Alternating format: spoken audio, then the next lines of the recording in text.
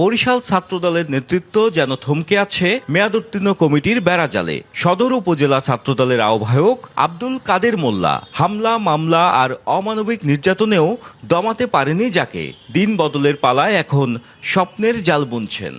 ছাত্রদল নতুন কমিটি হলে দেখা যায় সংগঠন চাঙ্গা হবে, শক্তিশালী হবে, বিএনপিও সাংগঠনিকভাবে শক্তিশালী হবে।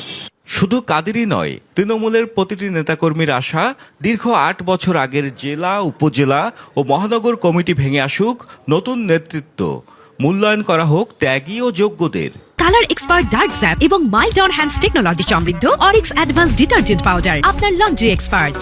ছাত্রদলের সবার প্রত্যাশা যে নতুন কমিটি আসুক, নতুন আঙ্গিকে এবং আন্দোলন সংগ্রামে যারা ছিল, ত্যাগীরা যারা ছিল তাদের মূল্যায়ন করা হোক। আশীর্বাদ পুষ্ট, কিন্তু সে দলের জন্য বা সংগঠনের জন্য ভবিষ্যতে কাজ করতে পারবে না, সংগঠনের যারা তৃণমূলের তাকে গ্রহণ করবে না, এরকম নেতৃত্ব দেওয়া উচিত না। ত্যাগীদের কমিটি দিলে ত্যাগীদের মূল্যায়ন করা হবে, দল সুন্দর হবে, দলের সাংগঠনিক কার্যক্রম সুন্দর হবে।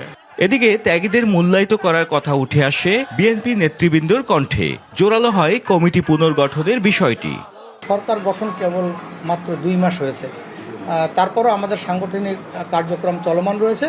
আমি প্রত্যাশা করি খুব দ্রুতই কেন্দ্র থেকে বরিশাল জেলা এবং মহানগর ছাত্রদলের কমিটি ঘোষণা করা হবে। খোঁজ নিতে যাব সংগঠনের নেতাকর্মীরা, মাঠ পর্যায়ে কর্মীরা কেমন আছে, এটা আমাদের খুব শীঘ্রই শুরু হবে এবং ছাত্রদলের কমিটিও আমার মনে হয় যে একটু সময় লাগলে এটা হয়ে যাবে খুব দ্রুত। রাজনৈতিক বিশ্লেষকরাও মনে করছেন দলের কার্যক্রম গতিশীল রাখতে সাংগঠনিক চর্চার বিকল্প নেই। ত্যাগী এবং বিশেষ করে যারা গণতান্ত্রিক প্রক্রিয়ার সাথে জড়িত, যারা আন্দোলন সংগ্রামের সাথে জড়িত, তাদেরকে অবশ্যই মূল্যায়ন করতে হবে।